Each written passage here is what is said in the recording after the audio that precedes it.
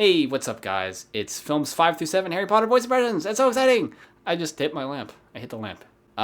It's gonna be long as usual, but enjoy it. Timestamps below, all that stuff. And I will link the first video, films 1 through 4.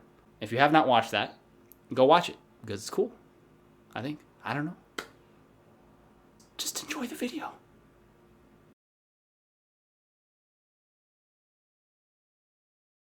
This connection between me and Voldemort. What if the reason for it is that I am becoming more like him? I just feel so angry all the time.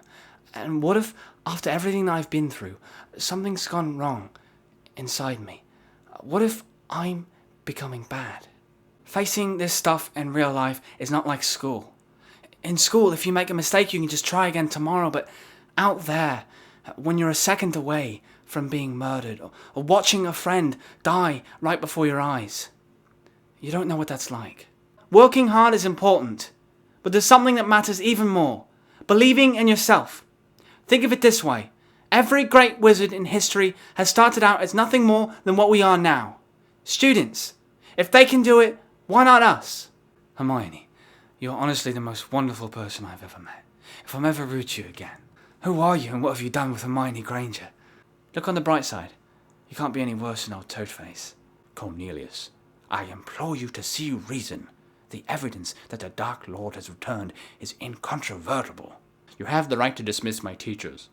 You do not, however, have the authority to banish them from the grounds. That power remains with the headmaster. No, the fault is mine. I knew it was only a matter of time before Voldemort made the connection between you. I thought by distancing myself from you, as I have done all year, he'd be less tempted, and therefore you might be more protected. I'm sorry to be so mysterious, you three.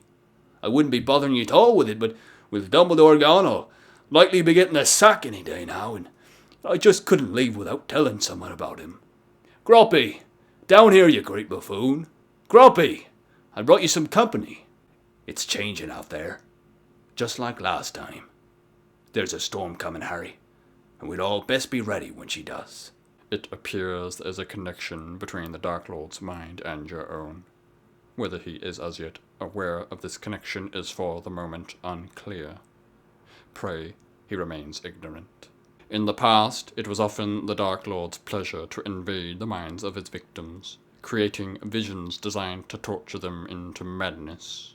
Only after extracting the last exquisite ounce of agony, only when he had them literally begging for death, would he finally kill them. Used properly, the power of occlumency will help shield you from access or influence.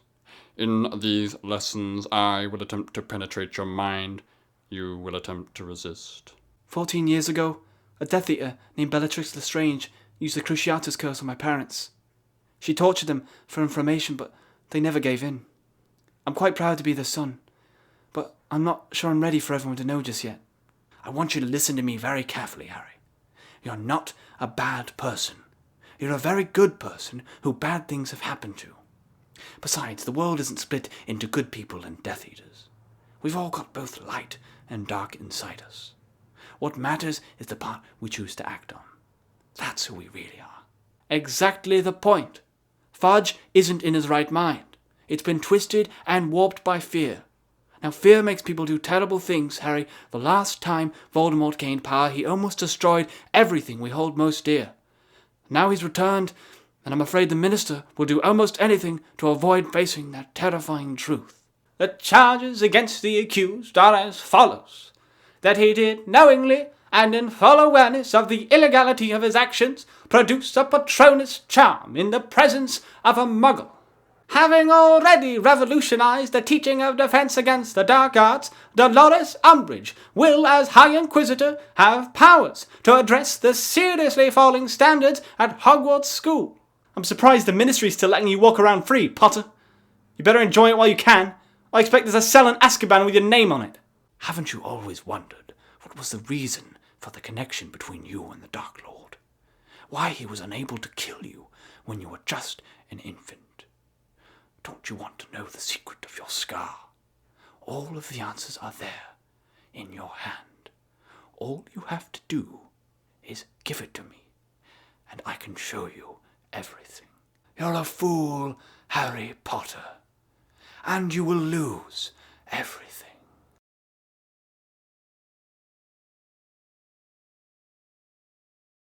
It's true, I am the chosen one. Only I can destroy him, but in order to do so, I need to know what Tom Riddle asked you all those years ago in your office, and I need to know what you told him. Be brave, Professor. Be brave like my mother. Otherwise, you disgrace her. Otherwise, she died for nothing. Otherwise, the ball will remain empty forever. I'm not coming back, Hermione. I've got to finish whatever Dumbledore started, and I don't know where that'll lead me, but I'll let you and Ron know where I am, when I can. Mum sort of lost it last week. Said Ginny and I had no business going back to Hogwarts, that it's too dangerous. Anyway, Dad stepped in, told her she was being balmy, and took a few days, but she came round. Ron Weasley, sir. But I'm dead awful at potions, so I'm probably just gonna go. Look, I can't help it if she's got her knickers in a twist. What Lav and I have, well, there's no stopping it. It's chemical. Will it last? Who knows? You are talented, famous, and powerful. Everything Horace values. Professor Slughorn is going to try to collect you, Harry. You would be his crowning jewel. That is why he's returning to Hogwarts, and it is crucial he return. The place to which we journey tonight is extremely dangerous. I promised you that you could accompany me, and I stand by that promise. But there is one condition. You must obey every command I give you, without question. Now, immortentia doesn't create actual love, of course, that would be impossible. But it does cause a powerful infatuation or obsession. For that reason, it is probably the most dangerous potion in this room. Merlin's beard, but it's perfect! So perfect I dare say one drop would kill us all. Here we are then, as promised. 1 vial of Felix Felicis. Congratulations, use it well.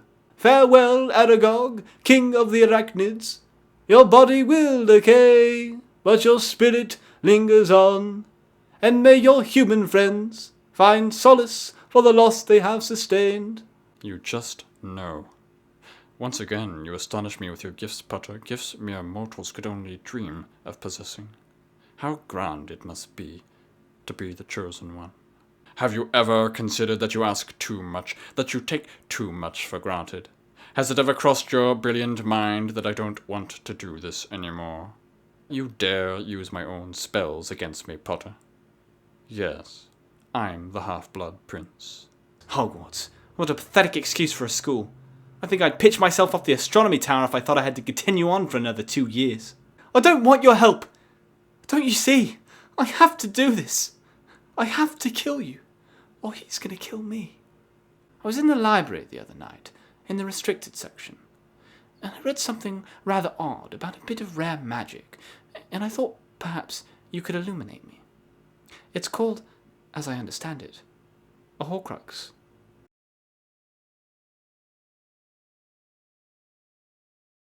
I don't care about a wedding. I'm sorry, no matter whose it is. I've got to start finding these Horcruxes. They're our only chance to beat him. And the longer we stay here, the stronger he gets. I'm sorry, I don't quite understand. What part of this isn't living up to your expectations? I mean, did you think you were going to be staying in a 5-star hotel, finding a Horcrux every other day? You thought you'd be back with your mum by Christmas? For you?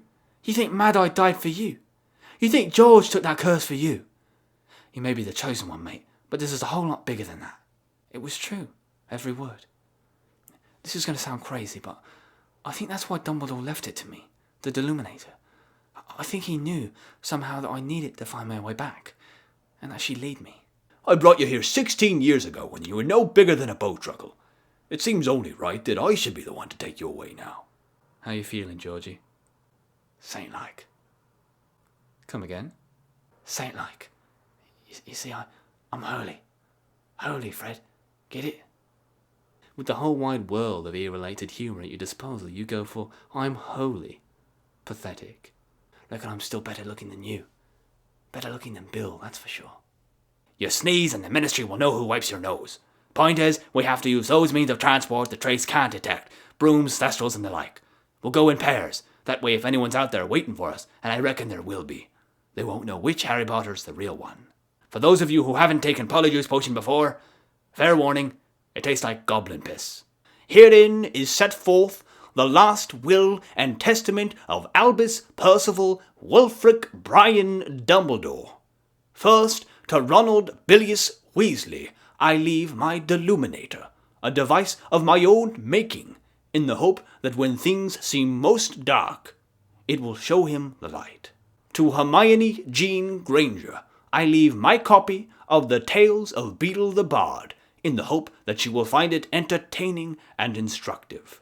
To Harry James Potter, I leave the snitch he caught in his first Quidditch match at Hogwarts, as a reminder of the rewards of perseverance and skill. As inspiring as I find your bloodlust, Bellatrix, I must be the one to kill Harry Potter. But I face an unfortunate complication, that my wand and Potter's share the same core. They are, in some ways, twins. We can wound, but not fatally harm one another. If I am to kill him, I must do it with another's wand. For those of you who do not know, we are joined tonight by Miss Charity Burbage, who until recently taught at Hogwarts School of Witchcraft and Wizardry. Her speciality was Muggle studies. It is Miss Burbage's belief that Muggles are not so different from us. She would, given her way, have us mate with them. To her, the mixture of magical and Muggle blood is not an abomination, but something to be encouraged.